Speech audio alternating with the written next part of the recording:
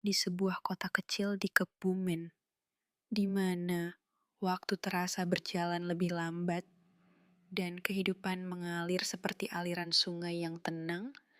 Ada sebuah kisah yang tak terduga. Kisah ini tentang dua dunia yang berbeda, yang seharusnya tak pernah bersinggungan, tapi justru saling melengkapi. Aku, seorang janda kaya yang hidup dalam kemewahan, dan dia, seorang tukang becak yang hidup dari hari ke hari dengan penuh perjuangan.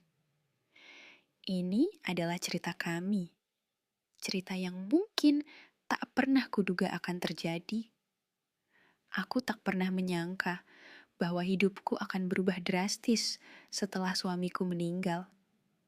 Warisan yang ditinggalkannya cukup untuk membuatku hidup nyaman tanpa perlu bekerja. Tapi justru di balik kemewahan itu, aku merasa hampa. Rumah besar ini terasa sunyi, dan aku sering merasa sendiri meski dikelilingi oleh banyak orang.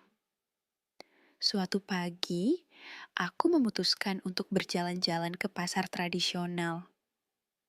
Aku ingin merasakan kehidupan nyata, bukan hanya duduk di dalam mobil mewah dengan sopir yang mengantarku kemanapun aku mau.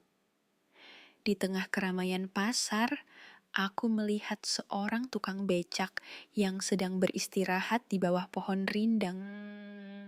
Wajahnya teduh, tapi matanya terlihat lelah. Entah mengapa, aku merasa tertarik padanya. "Becak, Bang?" tanyaku, mencoba menyembunyikan rasa gugupku. Dia menoleh, tersenyum ramah. "Iya, Bu. Mau kemana?" Aku tak punya tujuan pasti, tapi aku bilang, "Jelajahi saja kota ini. Aku ingin melihat Kebun dari sudut pandang yang berbeda." Dia mengangguk, lalu membantuku naik ke becaknya. Perjalanan itu membawaku ke tempat-tempat yang tak pernah kukunjungi sebelumnya. Dia bercerita tentang kehidupan sehari-harinya, tentang bagaimana dia harus bekerja keras untuk menghidupi keluarganya. Aku terkesima dengan ketulusan dan semangatnya. Dia tak pernah mengeluh, meski hidupnya penuh dengan kesulitan. Hari demi hari, aku semakin sering memanggilnya untuk mengantarku berkeliling. Aku mulai merasa ada sesuatu yang berbeda saat bersamanya.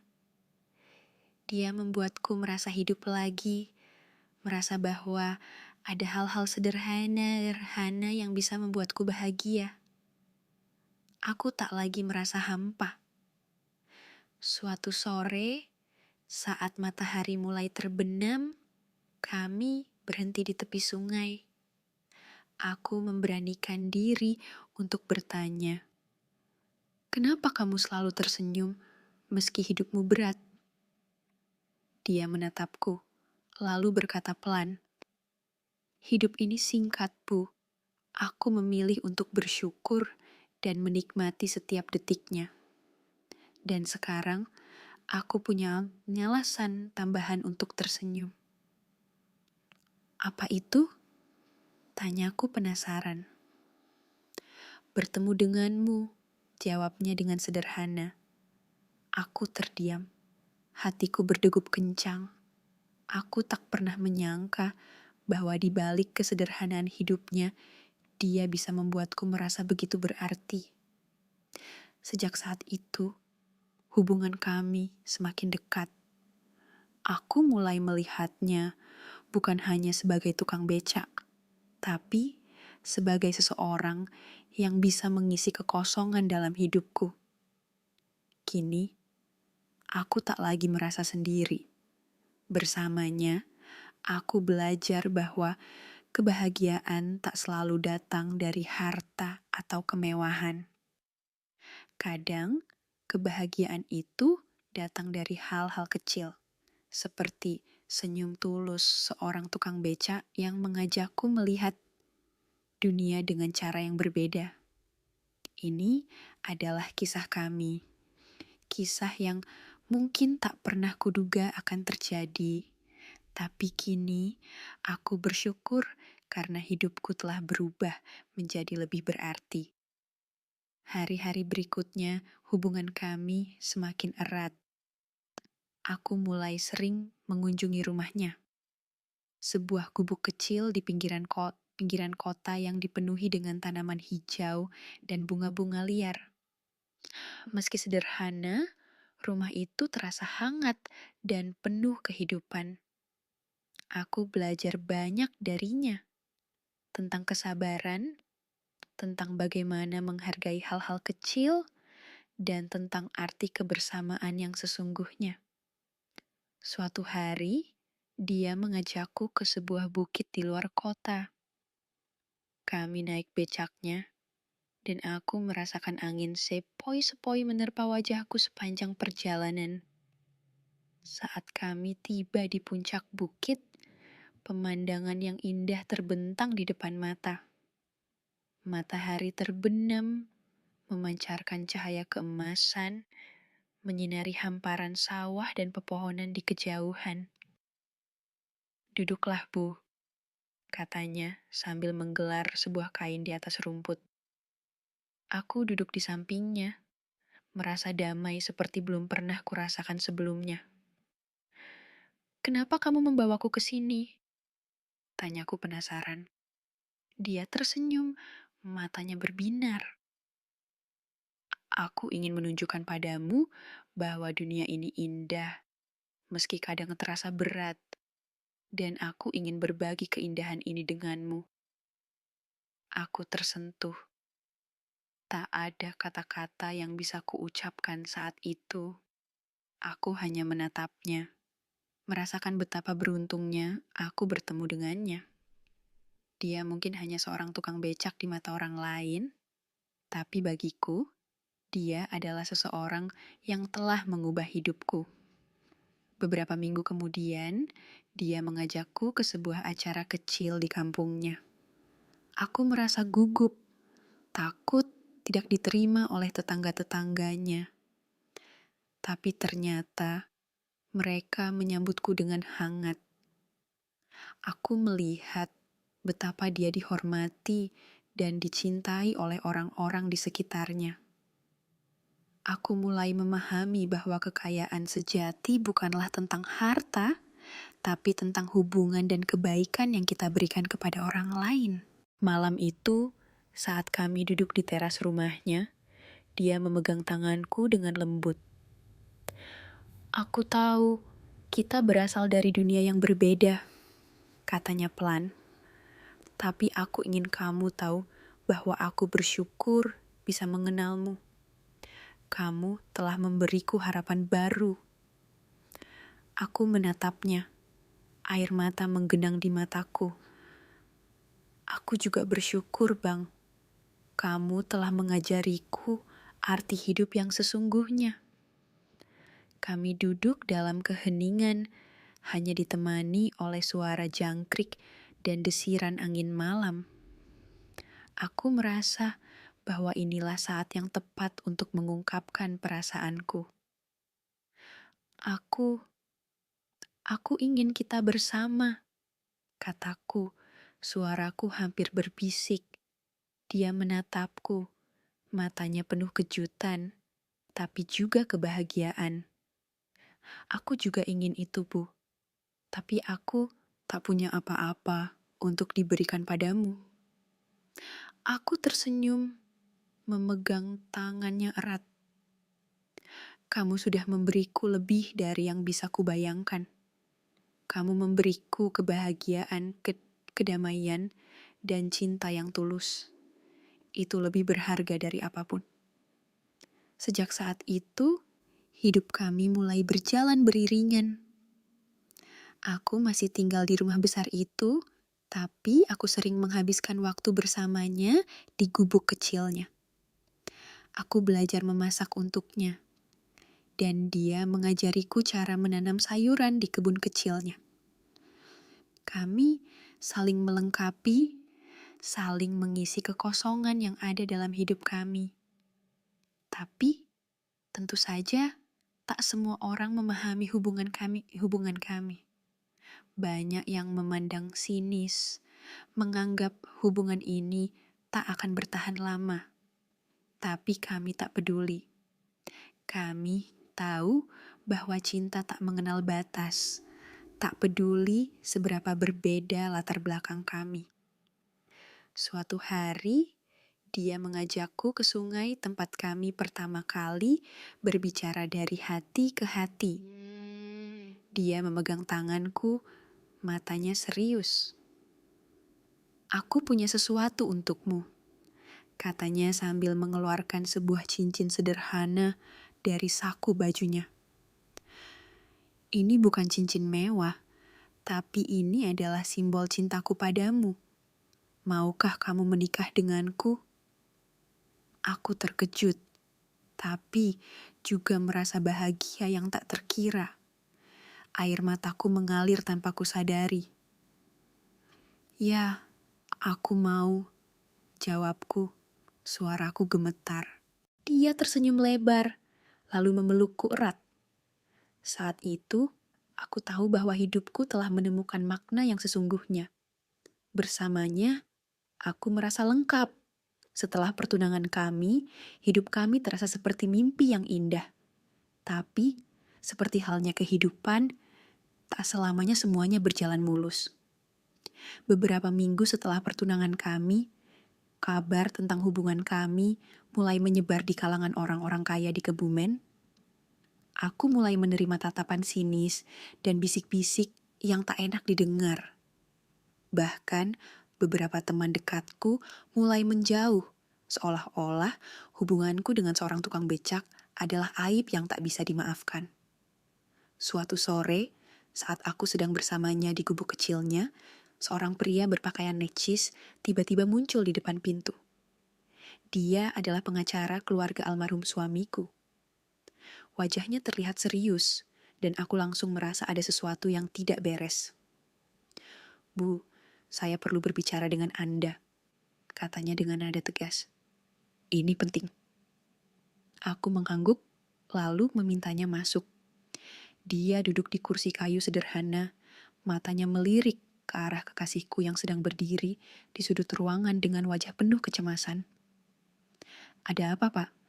tanyaku, mencoba menahan kegelisahan yang mulai menggerogoti diriku. Pengacara itu mengambil sebuah dokumen dari tasnya dan meletakkannya di atas meja. "Ini adalah surat wasiat terbaru dari almarhum suami Anda. Ternyata ada klausul yang menyatakan bahwa jika Anda menikah lagi dengan seseorang yang dianggap tidak setara secara sosial, maka seluruh warisan Anda akan dicabut dan dialihkan kepada yayasan amal." Aku tertegun. Hatiku serasa dihantam palu godam. "Apa? Tapi ini tidak mungkin. Suamiku tidak pernah membicarakan hal ini." Pengacara itu menghela napas. "Saya mengerti ini berat, Bu. Tapi ini adalah keputusan yang telah dibuat oleh almarhum. Saya hanya menyampaikan apa yang tertulis di sini." Aku merasa dunia berputar. Warisan itu adalah satu-satunya yang membuatku bisa hidup nyaman selama ini. Tanpa itu, aku tak tahu harus bagaimana. Tapi di sisi lain, aku tak bisa membayangkan hidup tanpa dia, tanpa cinta yang telah memberiku kebahagiaan sejati. Dia yang selama ini diam, akhirnya berbicara. "Bu, aku tak ingin menjadi beban bagimu. Jika ini akan membuatmu kehilangan segalanya, mungkin lebih baik kita." "Jangan," potongku, suaraku tegas. "Aku tak peduli dengan warisan itu. Aku memilihmu dan aku tak akan menyerah hanya karena uang." Tapi, tekanan tak hanya datang dari situ. Beberapa hari kemudian, sekelompok orang tak dikenal mulai mengganggu kekasihku. Mereka merusak becaknya, mengancamnya untuk menjauh dariku. Aku tahu ini adalah ulah orang-orang yang tidak setuju dengan hubungan kami. Mungkin bahkan keluarga almarhum suamiku yang ingin melindungi nama baik keluarga. Suatu malam, Saat kami sedang duduk di teras rumah kecilnya, tiba-tiba sebuah batu dilemparkan ke arah kami, menghancurkan kaca jendela. Aku menjerit ketakutan, sementara dia segera melindungiku dengan tubuhnya. "Kita harus pergi dari sini," katanya, suaranya gemetar tapi penuh tekad. "Ini sudah terlalu berbahaya." Aku mengangguk, tapi hatiku hancur. Aku tak ingin lari dari masalah, tapi aku juga tak ingin dia terluka karena hubungan kami. "Tapi kemana kita harus pergi?" tanyaku. Suaraku hampir berbisik. Dia memegang tanganku erat. "Kita akan mencari tempat baru, di mana kita bisa hidup tenang tanpa harus khawatir dengan omongan orang. Aku akan bekerja lebih keras, aku janji." Aku menatapnya, melihat keteguhan di matanya. Aku tahu ini akan sulit, tapi aku juga tahu bahwa selama kami bersama, kami bisa melewati apapun. "Baiklah," kataku, mencoba tersenyum meski hatiku berat. "Kita akan menghadapi ini bersama." Tapi, sebelum kami sempat merencanakan apapun, kejadian yang lebih menegangkan terjadi. Suatu pagi, saat aku sedang sendirian di rumah besar itu, sekelompok orang tiba-tiba masuk ke dalam rumahku. Mereka adalah orang-orang yang aku kenal, mantan teman-teman suamiku yang selalu memandang rendah hubunganku dengan kekasihku. "Kami di sini untuk membicarakan masa depanmu," kata salah satu dari mereka dengan nada dingin. "Kamu harus mengakhiri hubungan tidak pantas ini, atau kami akan mengambil tindakan." Aku merasa ngeri. "Apa maksudmu tindakan?" tanyaku, mencoba menahan ketakutan. Mereka saling berpandangan, lalu salah satu dari mereka berkata, "Kami akan memastikan bahwa tukang becak itu tidak akan pernah mengganggumu lagi." Aku merasa darahku membeku. Ancaman itu jelas, dan aku tahu mereka serius. Aku tak bisa membiarkan sesuatu terjadi padanya, tapi aku juga tak bisa menyerah pada tekanan mereka. Malam itu, aku segera pergi ke rumah kekasihku. Aku harus memperingatkannya. Tapi saat aku tiba, rumah kecil itu sudah kosong. Becaknya hancur berantakan di depan rumah, dan tak ada tanda-tanda keberadaannya. Aku panik. "Dia di mana?" teriakku, tapi tak ada yang menjawab. Aku merasa dunia runtuh. Apakah mereka sudah menyakitinya? Apakah dia pergi karena takut? Aku tak tahu harus berbuat apa. Yang aku tahu, aku tak bisa kehilangan dia. Tidak sekarang, tidak pernah. Aku berlari kemana-mana, mencari petunjuk, mencari seseorang yang mungkin tahu di mana dia berada. Tapi tak ada yang bisa memberitahuku. Hingga akhirnya, aku menerima pesan singkat dari nomor tak dikenal. "Jika kamu ingin dia selamat, jangan pernah mencoba mencarinya lagi." Aku jatuh terduduk, air mata mengalir deras. Ini adalah pilihan yang mustahil. Haruskah aku menyerah pada cinta sejatiku untuk menyelamatkannya? Atau haruskah aku terus berjuang meski itu berarti membahayakan nyawanya? Aku tak tahu jawabannya. Yang aku tahu, ini adalah pertarungan terberat dalam hidupku, dan aku harus memilih dengan hati-hati. Tapi satu hal yang pasti, aku tak akan menyerah begitu saja. Aku akan menemukan cara untuk menyelamatkannya dan untuk mempertahankan cinta kami, apapun yang terjadi. Aku duduk di lantai rumah kecil itu, tubuhku gemetar, pikiran kacau. Pesan singkat itu masih terpampang di layar ponselku. Kata-katanya seperti pisau yang menancap di hatiku. Aku tak bisa membiarkan ini terjadi. Aku tak bisa kehilangan dia. Tapi aku juga tak tahu harus berbuat apa. Aku merasa terjebak dalam labirin yang tak ada ujungnya. Tiba-tiba, aku mendengar suara langkah kaki pelan mendekat. Aku menoleh, dan di sana, di balik pintu yang terbuka setengah, dia berdiri. Wajahnya lebam, bajunya koyak, tapi dia masih hidup. Aku langsung berlari ke arahnya, memeluknya erat, seolah takut dia akan menghilang lagi. "Kamu di mana saja?" Aku khawatir sekali. Kataku, suaraku parau karena tangisan. Dia memelukku balik, meski terlihat kesakitan. Maaf Bu, mereka menculikku, membawaku ke suatu tempat. Tapi aku berhasil kabur. Aku tak mau meninggalkanmu. Aku menatapnya. Mataku berkaca-kaca. Kamu terluka. Kita harus membawamu ke dokter. Dia menggeleng pelan. Tidak, Bu. Mereka masih mencari kita. Kita harus pergi dari sini. Sekarang juga. Aku mengangguk meski hatiku berat. Aku tahu dia benar. Kami tak punya waktu untuk berpikir panjang. Aku membantu dia berdiri, lalu kami bergegas keluar dari rumah kecil itu. Aku membawanya ke mobilku dan kami melaju menuju tempat yang aman. Sebuah rumah kosong milik teman lamaku di desa terpencil. Sepanjang perjalanan, dia terlihat kesakitan. Tapi dia terus berusaha tersenyum untuk menenangkanku. Aku baik-baik saja, Bu. Yang penting kita bersama. Katanya memegang tanganku erat. Sesampainya di rumah kosong itu, aku segera merawat lukanya. Aku membersihkan luka di wajahnya, mengoleskan salep, dan membalutnya dengan perban. Setiap kali tanganku menyentuh kulitnya, aku merasakan getaran aneh, campuran antara kelembutan dan ketegangan yang tak bisa kuungkapkan dengan kata-kata. Terima kasih, Bu, bisiknya saat aku selesai. Matanya menatapku dalam, seolah-olah mencoba membaca isi hatiku. Aku menatapnya balik, dan tiba-tiba semua emosi yang kusimpan selama ini meluap. Aku tak bisa menahan diri lagi.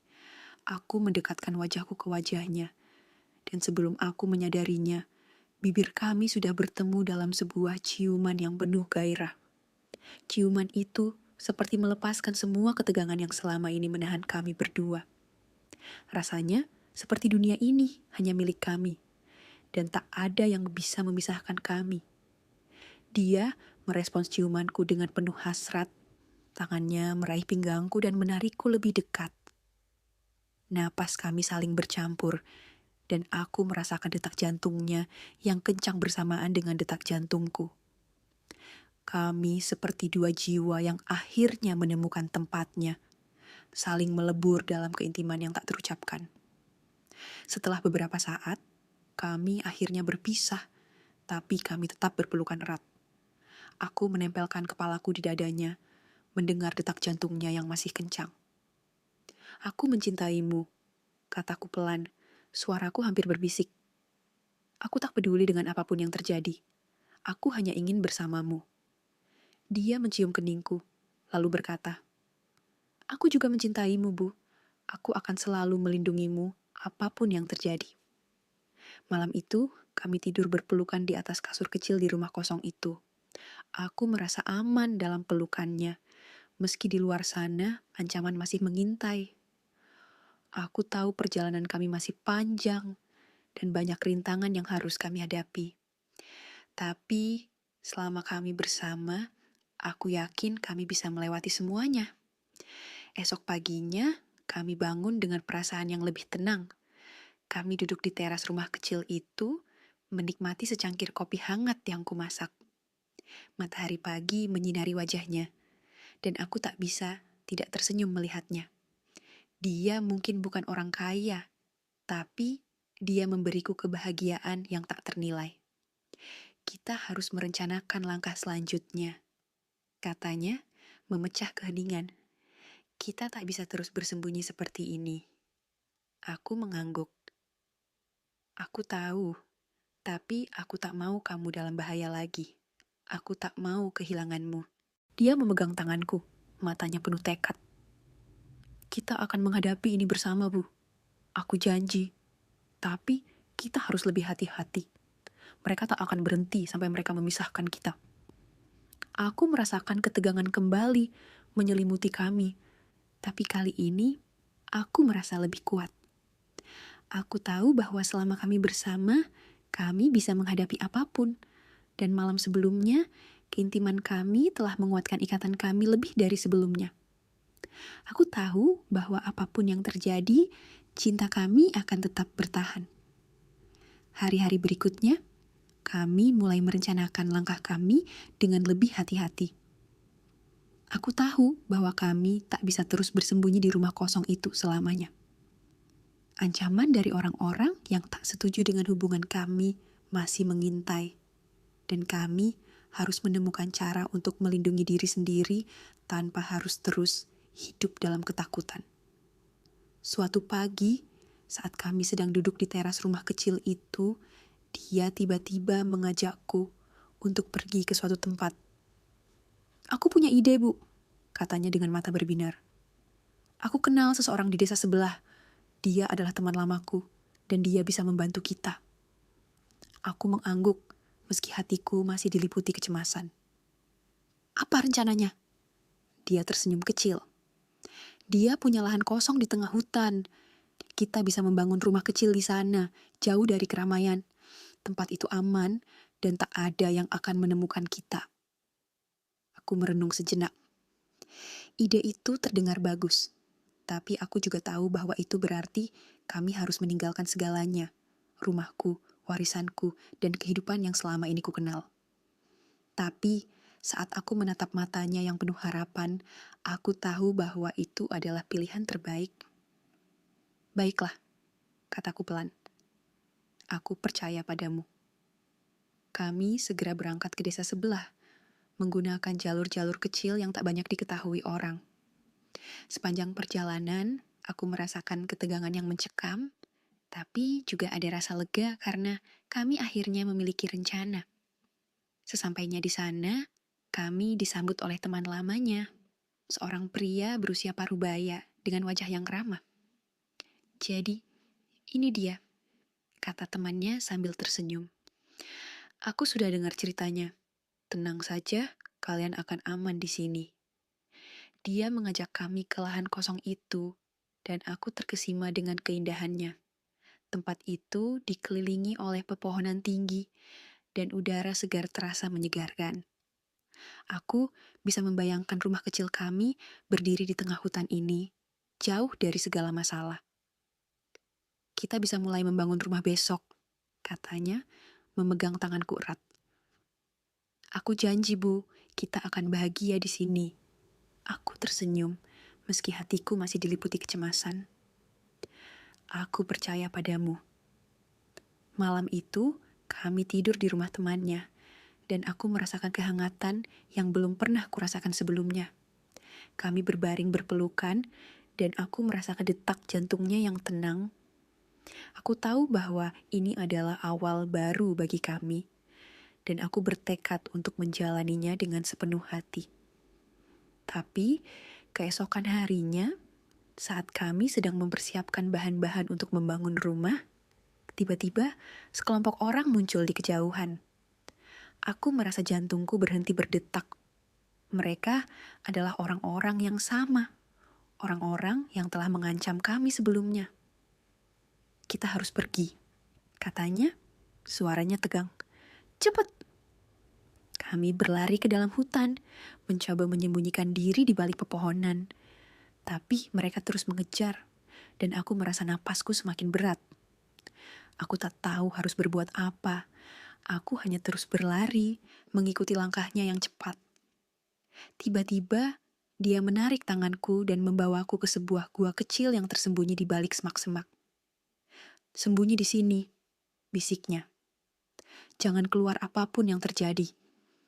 Aku mengangguk, meski hatiku hancur.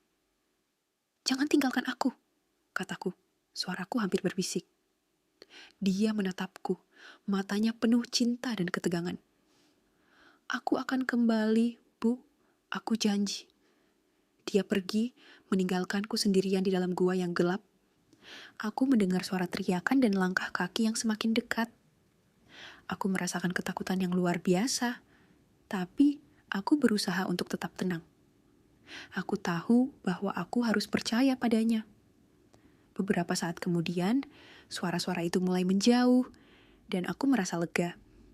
Tapi, saat aku mencoba keluar dari gua, aku melihat sesuatu yang membuat hatiku hancur. Dia terbaring di tanah, tubuhnya penuh luka, dan wajahnya pucat. "Tidak!" teriakku, berlari ke arahnya. Aku memeluknya erat, merasakan tubuhnya yang semakin dingin. Tolong, jangan tinggalkan aku. Dia tersenyum lemah, matanya penuh cinta. Aku mencintaimu, Bu. Selalu. Dan sebelum aku sempat mengatakan apapun, matanya tertutup dan napasnya berhenti. Aku merasakan dunia runtuh di sekelilingku. Aku kehilangan dia, orang yang telah memberiku kebahagiaan sejati. Dan sekarang, aku sendirian, dengan rasa sakit yang tak tertahankan. Tapi, di tengah keputusasaanku, aku tahu bahwa aku harus kuat. Aku harus menghormati janjinya dan melanjutkan hidup untuk kami berdua. Aku bertekad untuk membangun rumah kecil itu di tengah hutan yang indah sebagai simbol cinta kami yang abadi. Setelah kejadian yang menghancurkan hatiku itu, aku merasa seperti hidup dalam kabut. Aku tak bisa menerima kenyataan bahwa dia telah pergi, meninggalkan aku sendirian di dunia yang terasa begitu kejam. Tapi, di tengah keputusasaanku, aku teringat akan janjinya. Janji bahwa kami akan membangun rumah kecil di tengah hutan, tempat kami bisa hidup tenang dan bahagia. Aku memutuskan untuk melanjutkan rencana kami, meski tanpa dia. Aku tahu itu adalah cara terbaik untuk menghormati ingatannya. Dengan bantuan temannya, aku mulai membangun rumah kecil itu. Setiap papan yang kupasang, setiap paku yang kutetaskan, aku lakukan dengan penuh cinta dan kenangan akan dia. Aku merasa bahwa dengan cara ini, aku bisa membuatnya bangga. Beberapa minggu kemudian, rumah kecil itu akhirnya selesai. Meski sederhana, rumah itu terasa hangat dan penuh kehidupan. Aku menata setiap sudutnya dengan penuh perhatian, mencoba menciptakan suasana yang pernah kami impikan bersama. Tapi, meski rumah itu sudah berdiri, hatiku masih terasa hampa. Suatu sore, saat aku sedang duduk di teras rumah kecil itu, menatap matahari terbenam, tiba-tiba aku mendengar suara langkah kaki pelan mendekat. Aku menoleh, dan di sana, di balik pepohonan, dia berdiri. Wajahnya masih lebam, tapi matanya berbinar dengan cahaya kehidupan. Aku tertegun, tak percaya dengan apa yang kulihat. Apakah ini nyata? Bisikku, suaraku gemetar. Dia tersenyum, lalu perlahan mendekat. Aku kembali, Bu. Aku tak mau meninggalkanmu. Aku langsung berlari ke arahnya, memeluknya erat. Aku merasakan detak jantungnya yang kuat, dan aku tahu ini bukan mimpi. Dia benar-benar ada di sini bersamaku. Tapi, bagaimana? Aku pikir kamu. Kataku tak bisa menyelesaikan kalimatku. Dia memelukku balik, lalu berkata, mereka menyerangku, tapi temanku datang tepat waktu. Mereka membawaku ke rumah sakit, dan aku harus menjalani perawatan intensif. Aku tak bisa menghubungimu, tapi aku berjanji akan kembali. Aku menangis, tapi kali ini air mataku adalah air mata kebahagiaan.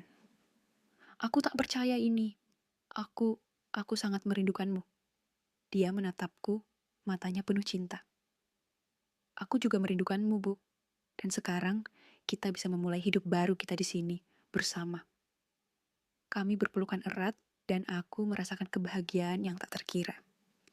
Rumah kecil ini yang kami bangun bersama sekarang menjadi simbol cinta dan harapan kami. Kami akhirnya bisa hidup tenang, jauh dari segala masalah dan ancaman. Hari-hari berikutnya, kami menghabiskan waktu bersama di rumah kecil itu. Aku belajar memasak untuknya, dan dia mengajariku cara menanam sayuran di kebun kecil kami.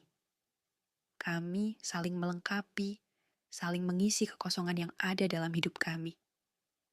Suatu malam, saat kami sedang duduk di teras rumah kecil itu, menatap bintang-bintang di langit, dia tiba-tiba mengeluarkan sebuah cincin sederhana dari saku bajunya.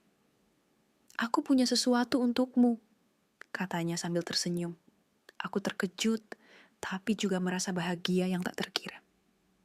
Apa ini? Tanyaku, meski aku sudah tahu jawabannya. Dia menatapku, matanya penuh cinta. Ini adalah simbol cintaku padamu. Maukah kamu menikah denganku? Aku menangis, tapi kali ini air mataku adalah air mata kebahagiaan. Ya, aku mau. Jawabku, suaraku gemetar. Dia tersenyum lebar, lalu memelukku erat. Saat itu, aku tahu bahwa hidupku telah menemukan makna yang sesungguhnya. Bersamanya, aku merasa lengkap. Dan meski perjalanan kami penuh dengan rintangan, kami akhirnya bisa menemukan kebahagiaan yang kami impikan. Kini, rumah kecil di tengah hutan itu bukan hanya sekadar tempat tinggal. Itu adalah rumah kami, tempat cinta kami tumbuh dan berkembang. Dan aku tahu, apapun yang terjadi, kami akan selalu bersama, menghadapi segala tantangan dengan cinta dan kebersamaan yang tak tergoyahkan.